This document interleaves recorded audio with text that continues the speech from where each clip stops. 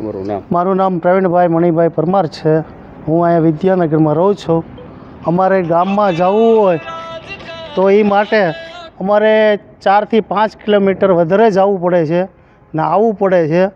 ને હાઈવે ઉપર અમે જઈએ છીએ તો આટલી બધી બીક લાગે છે, આટલા બધા વાહનો આવે છે અને આ રેલવે ફાટક બંધ થતાં આજુબાજુના બધા જ વિસ્તારના બધા જ લોકોને પ્રોબ્લેમ થાય છે. ખાસ કરીને વિદ્યાર્થી લોકોને, સ્કૂલમાં નાના બાળકોને, જવા આવવા લોકોને, કોઈ બૈરાઓ બિચારા સ્કૂલે મેકવા જતા હોય, આવતા હોય તેમને પણ પ્રોબ્લેમ થાય છે. ને મોટા વડીલ સ્કૂલે બાળકોને મેકવા જતા આવતા હોય તો પણ એ લોકોને પણ બહુ પ્રોબ્લેમ થાય છે. એટલે બને ત્યાં સુધી વહેલી તકે આ રેલવે ફાટક ચાલુ કરવા માટે અમે તમને વિનંતી કરીએ છીએ સરકારશ્રીને. તમારું નામ? હા, હું સ્મિતાબેન બોલું છું. મોવાના નાગરિક છીએ અમે. અમને અહીંયા રસ્તો તમે બંધ કરી દીધો. અમારે કઈ રસ્તેથી હાલવું? તમે ઉપર રસ્તો આપ્યો. અમારે લેડીઝ હોય, બેજી હોતા હોય એને દવાખાને લઈ જવા 5 કિલોમીટર જઈને આવી ત્યાં તો પબ્લિક હેરાન કેટલા થાય પબ્લિક. તમે એનો રસ્તો કરો. તમે આ રસ્તો કેમ બંધ કર્યો? કાયમનો રસ્તો હતો, તમારથી રસ્તો બંધ કેમ થાય? આ પબ્લિક કેટલું હેરાન થાય. અમારો રસ્તો ક્યાં લેવા જાઓ? તમે ઉપર અમારે 5 કિલોમીટર હાલીને જવાનું, તમે અમારા 5 મિનિટમાં અમે પહોંચી જઈએ, એને બદલે તમે 5 કિલોમીટર હાલીએ. તમે કેટલી પબ્લિક દુઃખી થાય છે, તમે એનું નિવારણ કરો. મારું નામ નગીનભાઈ ડાયાભાઈ અમરસેડા છે.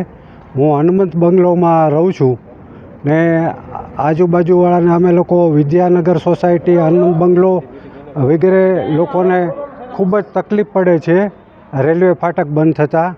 ને આમ પબ્લિક જે છે એમને પણ બહુ ફરવા જવું પડે છે રેલવે ફાટક બંધ થતાં.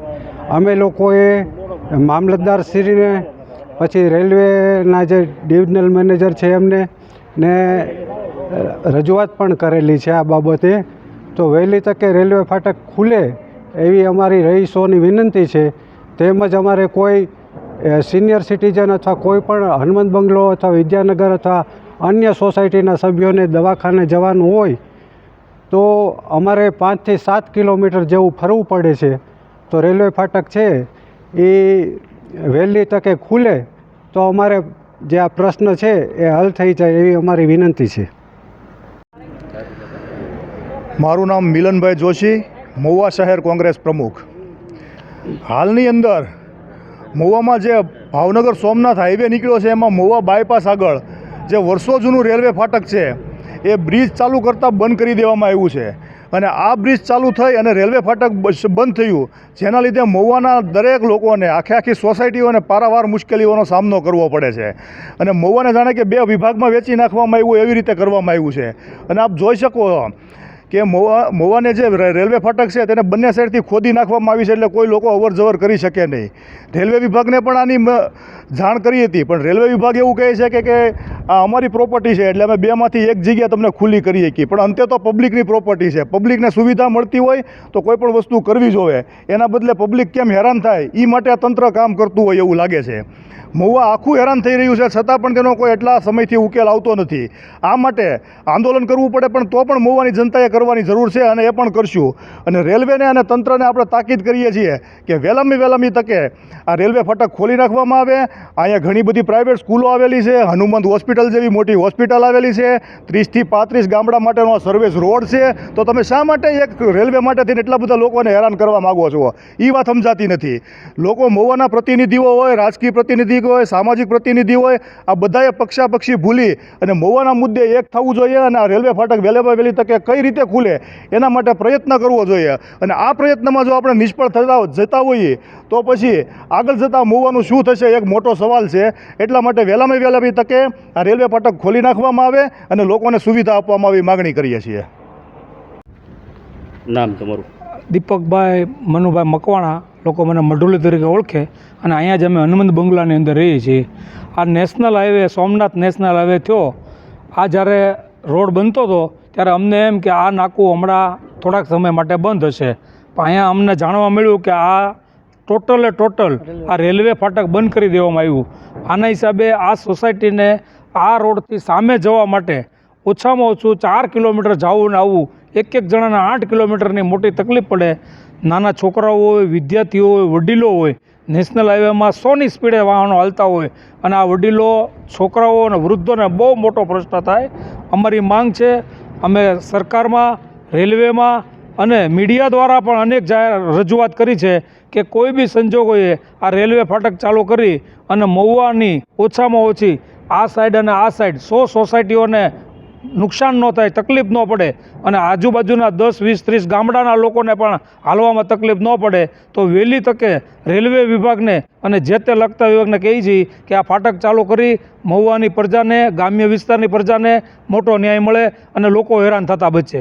વિદ્યાર્થીઓને તો ખાસ તબિયત હાવ સારી નથી રહેતી. મારે હાલતા જવાનું હોય દવાખાના, 108 બોલાવવી પડે છે. હવે મારી તબિયત જરાય સારી નથી રહેતી. શું કરવું અમારે? રસ્તો બંધ કરી દીધો, જવું કેવી રીતે? મારું નામ બાબુભાઈ પાંછાભાઈ જોડિયા, મહુવા માર્કેટિંગના વાઇસ ચેરમેન છું અને પૂર્વ જિલ્લા ભાજપનો ઉપપ્રમુખની જવાબદારી સંભાળતો હતો. હું હાલ મહુવા વિદ્યાનગરમાં રહું છું. અમારે અહીંયા ઘણા સમયથી ઓવરબ્રિજનું કામ ચાલુ હતું. ત્યારે રેલવે ક્રોસિંગ ચાલુ હતું, ત્યારે અમને કોઈ જાતની અગવડ પડતી નહોતી. જેવું ઓવરબ્રિજ શરૂ થઈ ગયું એટલે રેલવેવાળાએ રેલવે ક્રોસિંગ બંધ કરી દીધું. તેથી અમારે વિદ્યાનગર, હનુમત બંગલો, સ્વામિનારાયણ સોસાયટી અને શ્રીજી સોસાયટી બંને સાઈડવાળાને મોટી હાલવા માટે તકલીફ પડી. આ વિસ્તારની જવા માટે સ્કૂલ છે, હનુમત હોસ્પિટલ છે કે સ્વામિનારાયણ મંદિર છે, ત્યાં જવું હોય તો 4 કિલોમીટર આમ જવું પડે, આમ 4 કિલોમીટર જવું પડે. એટલે અહીંના રહીશોની મારી પાસે રજૂઆત આવી કે બાપભાઈ આવી રીતે તકલીફ થઈ છે તો શું કરવાનું? તો મેં એ લોકોની તકલીફ હાચી લાગી અને રજૂઆત હાચી લાગી. તેના માટે મેં મારા લેટર ઉપર આપણા સાંસદ શ્રી ભરતભાઈ સુતરિયાને મેં લેખિતમાં મોકલ્યું. તેમને મારી રજૂઆત સાંભળી અને તેમને પણ તેમનો લેટર રેલવે વિભાગને લખ્યો છે કે ભાઈ આ મહુવાના રહીશોને આવી રીતે અગવડ થાય છે તો વહેલી તકે આ રેલવે ક્રોસિંગ ખોલે તો અહીંયા રહીશોને અગવડ ન પડે, તેની માટે એણે રેલવેને રજૂઆત કરી છે. તો અમે એવી આશા રાખીએ છીએ કે વહેલી તકે આ રેલવે ક્રોસિંગ શરૂ થાય એવી આશા રાખીએ છીએ.